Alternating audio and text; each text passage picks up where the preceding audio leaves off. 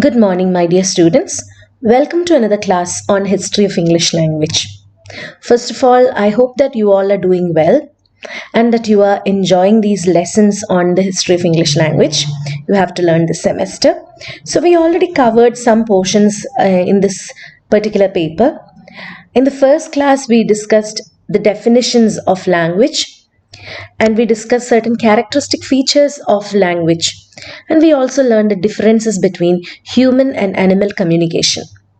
In the last class, we learned about language families, how some languages, like for example Malayalam and Tamil, are very similar to each other, certainly shares some words and expressions and even some grammatical structures. Some such languages are supposed to be descended from a common language, a common mother language. And such languages together form a language family. And we learned some very important language families, although there are more than 100 language families in the world. We learned about 10 very important language families. And in this lesson, I'd like to introduce to you in further detail about Indo-European language family. This language family is of prime importance to us as English students because English language has descended from this language family. Now let us move on to discuss Indo-European language family. So in the last class, I mentioned about the process of divergent development. How in the old days, languages came to contact with each other and gave rise to some new languages. So this particular process was called divergent development. So from one parent language, various languages are formed in the world. Such languages which descended from a mother language, it will have connections with each other. They will have certain common properties. So they will be called a family of languages. One such mother language is Proto-Indo-European. It was earlier termed Aryan or Indo-Germanic. This parent language, which is the Proto-Indo-European, it is believed that Proto-Indo-European was spoken during a time period of 3000 to 2000 BC. And which location was it spoken? It was spoken in the area of southwestern Russia. But we don't have any written record of this Proto-Indo-European language. Then how do we know the features of this Indo-European language? We actually studied in further detail the descendant languages from the Proto-Indo-European mother language. So there are many languages which descended from Proto-Indo-European, and all these languages share certain common features, and we inferred that these common features would be the feature of the parent language Proto-Indo-European. So its descendant languages show various degrees of similarity to one another. For an example, let me tell you that Malayalam and Tamil certainly share a lot of features. They have a lot of things in common, some words, expressions, grammatical structure, etc.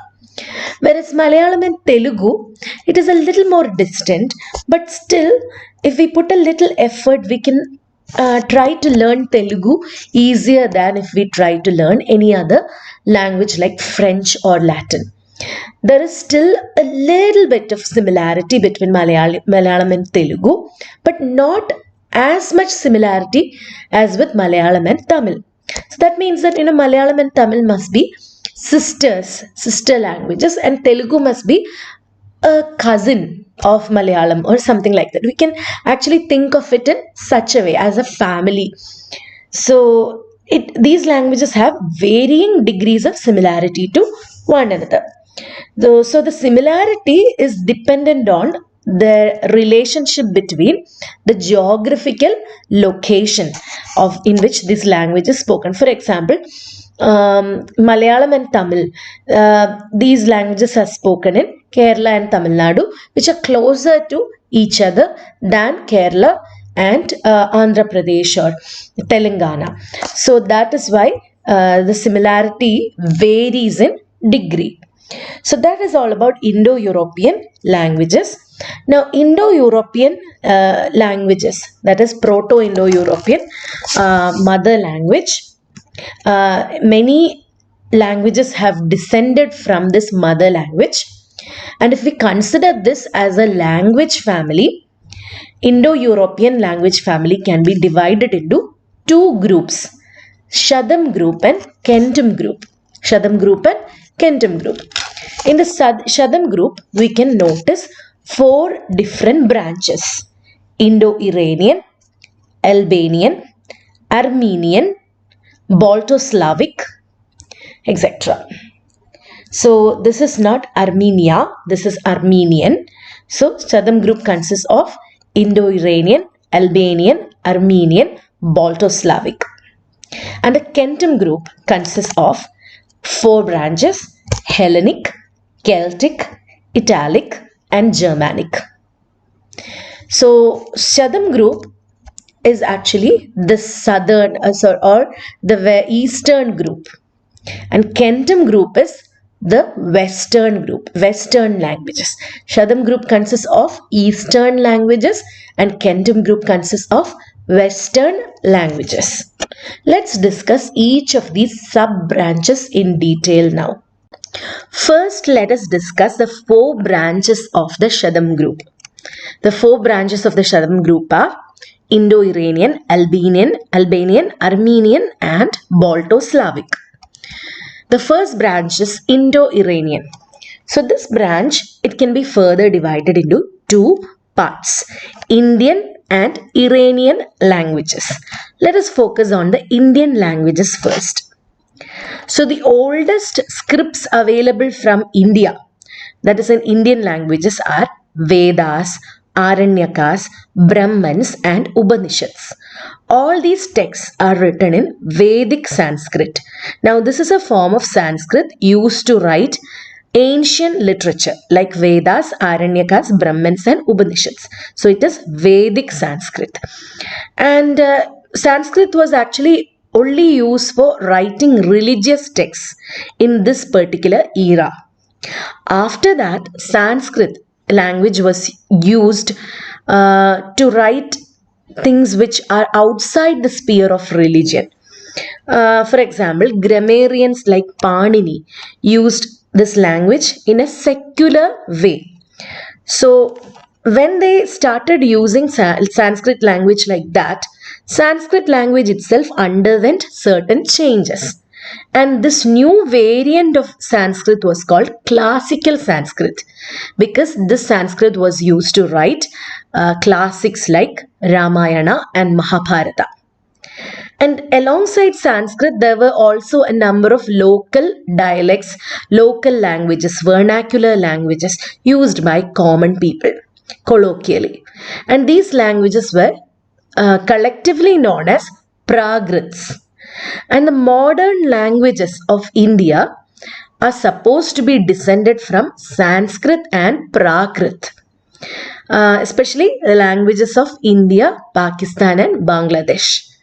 The most important modern languages which are descended from Sanskrit and Prakrit are Hindi, Urdu, Bengali, Marathi, and Punjabi. Let's focus on the Iranian languages now. Iranian languages are spoken in the northwestern part of India, northwest of India, and it spans over the Great Plateau of Iran. And in this particular location, there is a group of languages which are spoken. These languages are Iranian languages. The most important Iranian languages are Persian, Afghan, and Baluchi. These languages are spoken in the eastern regions of Afghanistan and Pakistan. And another language, Kurdish, is spoken in Kurdistan. So these are the Iranian languages. So Indo-Iranian further divided into two branches, Indian and Iranian languages. Indian languages, the oldest texts are written in Vedic Sanskrit. This Vedic Sanskrit was used only for writing religious texts, but the use of Sanskrit was extended outside the scope of religion, and Sanskrit language underwent certain changes that resulted in classical Sanskrit. And alongside Sanskrit, there were other local dialects collectively known as Prakrit, and the modern Indian languages came from a mixing of Sanskrit and Prakrit. And Iranian languages, as we mentioned, focuses on the northwest of India, Persian, Afghan, Baluchian, Kurdish. These are the important Iranian languages. Let's move on to the next branch, Albanian. Albanian language branch, the branch of Indo-European language family. This can be found in the northwest of Greece, on the eastern coast of Adriatic Sea. This is a very small branch. The only modern remnant from Albanian branches, Illyrian. Illyrian language is the only modern remnant from Albanian. We have records of Illyrian from 7th century AD. But other than that, this particular language family is a branch of Indo-European language family is almost non-existent. Let's come to the third branch of this Shadam group, Armenian. Armenian language family or Armenian branch is found in a small area south of the Caucasus Mountains and the eastern end of the Black Sea. Armenian branch, we know about this branch from 5th century AD. And how we know about it is through a translation of the Bible in this language, in Armenian. That is the only reason why we know about this small branch of Indo-European languages. Let's come to the fourth branch of Indo-European language family, Balto-Slavic branch. Balto-Slavic branch, it covers a vast area. As the name suggests, Balto-Slavic branch, the languages can be found in the eastern part of Europe. And we can further divide it into two sub-branches, Baltic languages and Slavic languages. Baltic languages, the main Baltic languages are Prussian, Lithuanian and Lettish. Prussian, Lithuanian and Lettish. You have to come up with your own codes to remember these languages which descended from these groups. And while we consider the Slavic languages can be further divided into three: East Slavic, West Slavic and South Slavic. In the East Slavic sub-branch, we have the modern languages of Great, White and Little Russian. So these are three varieties of Russian: Great Russian, White Russian and Little Russian. From the West Slavic branch, we have some modern languages like Polish, Czech and Sorbian. And from the South Slavic branch, we have Bulgarian, Serbo-Croatian, Slovene, etc.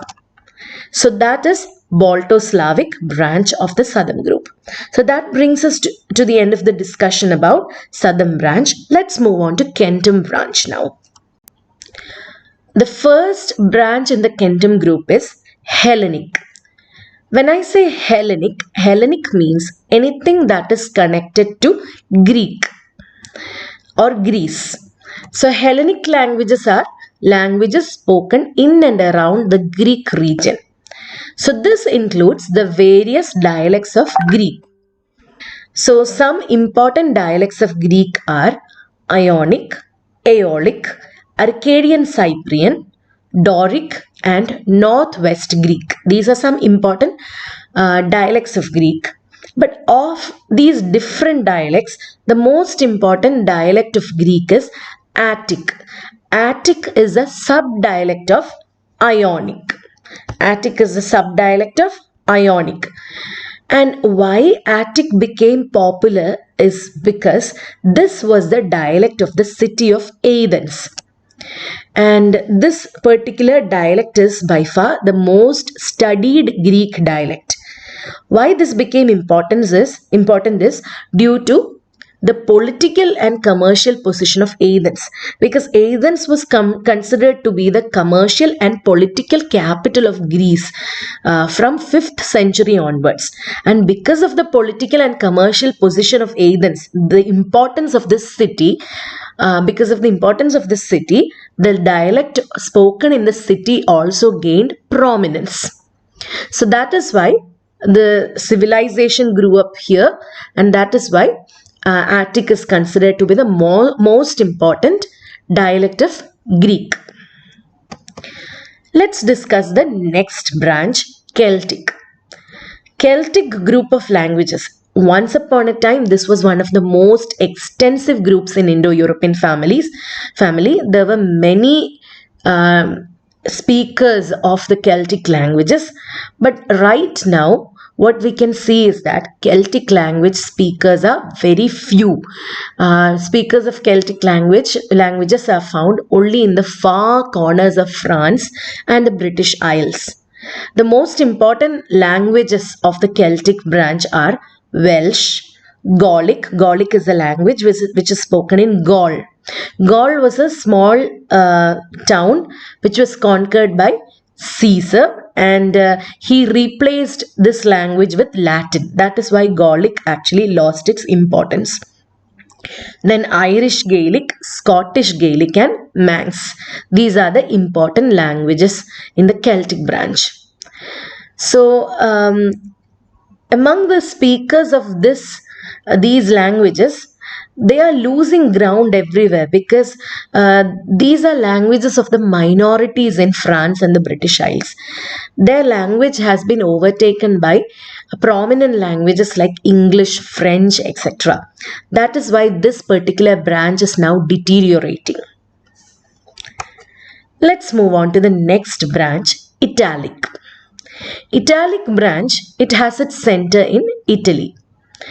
And to most people, Italy in the old times suggests Rome and the languages of Rome.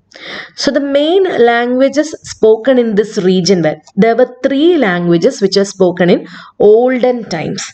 These 3 languages are Latin, Umbrian and Oscan. There were many other languages spoken in Italy, but these languages were driven out of Italy because Rome became the most important part of Italy. It was politically dominant, so the languages of Rome became more prominent than all the other languages of Italy. And the most important language in Rome was Latin anyway. So from Latin, we get a lot of modern languages. And these languages, or the languages in the Italic branch, are also known as Romance languages. It is called Romance languages not because it is used for romance. Please don't write that in your exam paper. It is called Romance languages because these are Rome's languages. These are languages from Rome. So it's actually a word play on Rome's language. That's why it's called Romance languages. The most important Romance languages are French, Italian, Spanish, Portuguese, Romanian, Provençal and Catalan. Let's now come to the last branch of Shadam Group, and the most important branch for us, because we still haven't met English in any of these descendant languages. So this will mark the most important branch of Indo-European language family for us. So this branch is Germanic. Germanic branch had a common form, and this common form is known as Germanic or Proto-Germanic. From this Proto-Germanic, many languages descended. So Proto-Germanic can be grouped into 3 categories: East Germanic, North Germanic and West Germanic. Let's first discuss East Germanic. The principal language of this particular sub-branch, East Germanic, is Gothic. We don't know much about Gothic, but we know about Gothic only through a translation of the Gospels and some parts of New Testament made by a certain Bishop Ulfilas in the 4th century. So in the 4th century, a certain bishop named Ulfilas translated parts of the Bible to Gothic, and that is why we know about the existence of this language, Gothic, which belonged to East Germanic. Let's discuss about North Germanic. North Germanic sub-branch is found in places like Scandinavia, Denmark, Iceland, and the Faroe Islands. We can further subdivide North Germanic into East Norse and West Norse. East Norse languages are Swedish and Danish, and West Norse languages include Norwegian and Icelandic. Let us finally come to the most important sub-branch of Germanic. It is the West Germanic language. West Germanic group.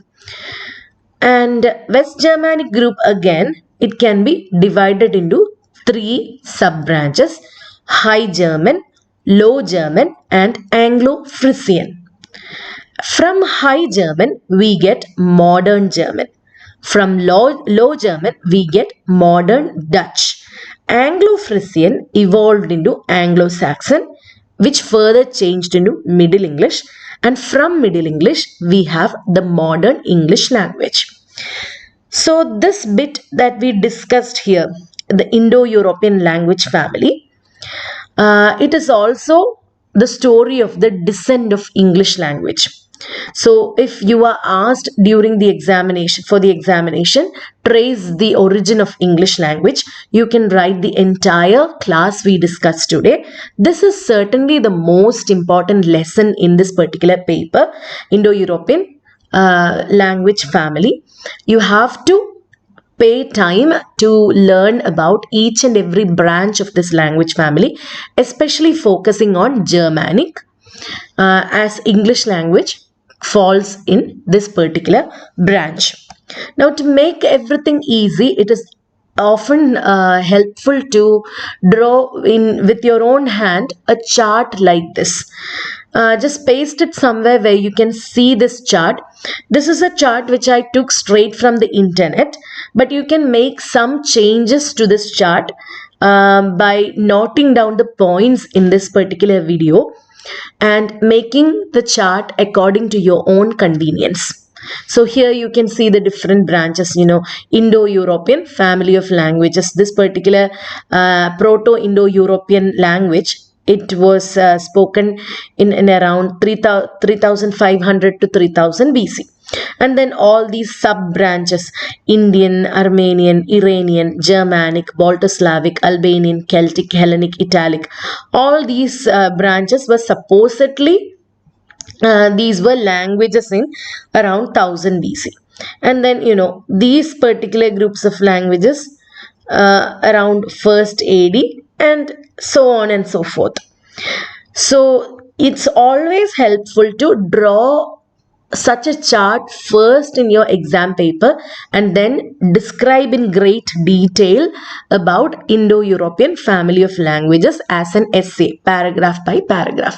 So I'm just telling you a suggestion to make you remember better and write that for your examination without making any mistakes.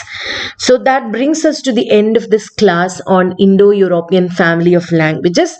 I hope you enjoyed this class. Before winding up, let's discuss this once again. Let's go through this once again.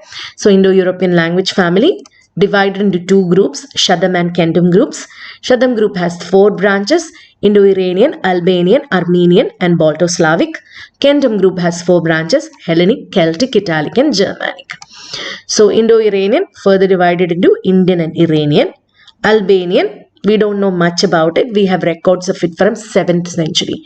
Armenian, we have records from 5th century. Balto-Slavic are languages spoken in Eastern Europe.